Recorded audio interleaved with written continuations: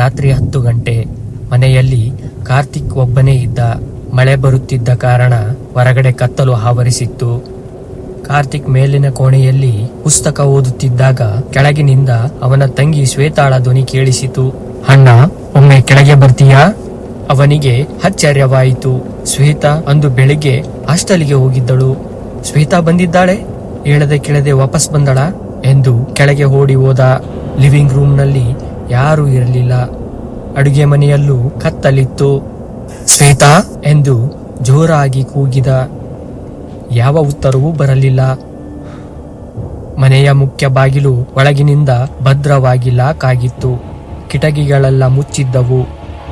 ಅವನ ಬೆನ್ನ ಹಿಂದೆ ತಣ್ಣನೆಯ ಗಾಳಿ ಬೀಸಿದಂತಾಯಿತು. ಇದ್ದಕ್ಕಿದ್ದಂತೆ ಅವನ ಮೊಬೈಲ್ ರಿಂಗ್ ಆಯಿತು. ಅದು ಶ್ವೇತಾಳ ಕರೆ. ಫೋನ್ ಎತ್ತಿದಾಗ, ಅಣ್ಣ, ನಾನೀಗ ತಾನೇ ಹಾಸ್ಟೆಲ್ ತಲುಪಿ ರೂಮಿಗೆ ಬಂದೆ. ಕಾರ್ತಿಕ್ನ ಕೈಗಳು ನಡುಗತೊಡಗಿದವು. ಹಾಗಾದರೆ ಕೆಳಗಿನಿಂದ ಕರೆದ ಧ್ವನಿ ಯಾರದ್ದು? ಅದು ಕೇವಲ ಭ್ರಮೆಯೋ ಅಥವಾ ಅವನನ್ನು ಕೆಳಗೆ ಕರೆಸಲು ಮಾಡಿದ ತಂತ್ರವೋ?